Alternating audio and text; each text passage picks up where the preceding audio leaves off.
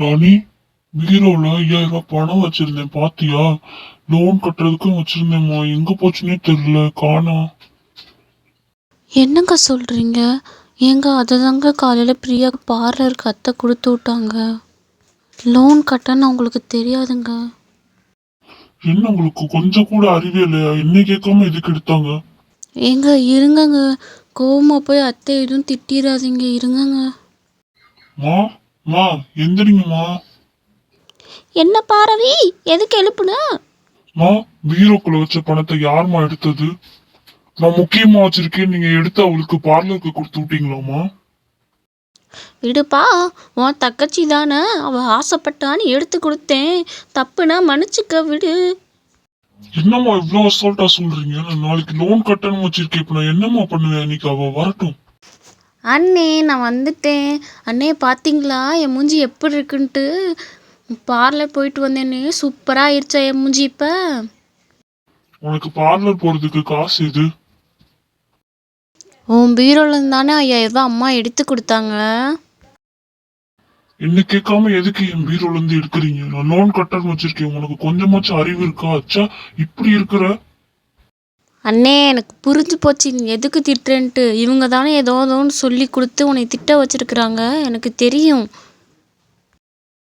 பிரியா, தேவையில்லாமல் பேசாத பிரியா, நான் எதுவுமே சொல்லி கொடுக்கல பிரியா.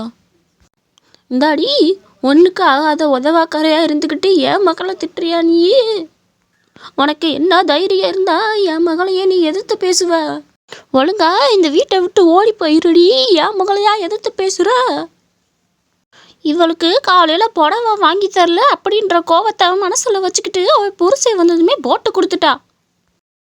ராணியெல்லாம் எதுவும் திட்டாதீங்கம்மா, அவளுக்கு ஒண்ணுமே தெரியாது. நீங்க தப்பு பண்ணிட்டு அவன் மேல சொல்லாதீங்கம்மா. முதல்ல அவ்வளோ காசு எடுத்துட்டு போய் எதுக்கு பார்லர்ல செலவிருக்கீங்க? அப்படி என்ன உங்களுக்கு அப்படி போகணும் பார்லருக்கு? நான் பேசாமல் ஹாஸ்டலுக்கே போயிடுறேம்மா. இங்கே இருந்தால் மாத்துக்கட்டில் என்னையவே பிடிச்சி எல்லாத்துக்கும் திட்டுறாங்கம்மா. நான் போயிடுறேன். ஏண்டி உனக்கு சந்தோஷமா? என் மகளே என்னையும் அழுக வச்சுட்டேல.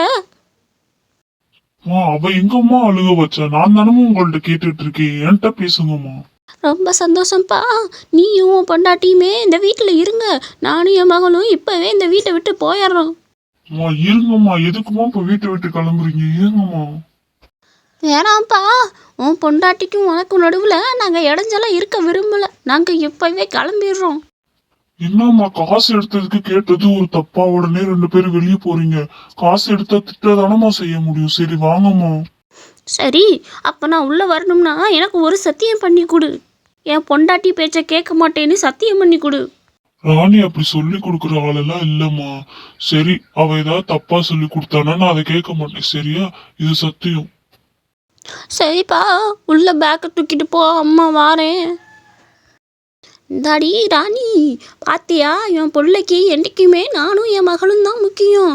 நான் வெளியே போகிறேன்னு சொன்னமே அவன் எப்படி பதறிட்டு ஓடி வந்தான் பாத்தியா? நீ எல்லாம் அவனுக்கு முக்கியம் இல்லை, சரியா?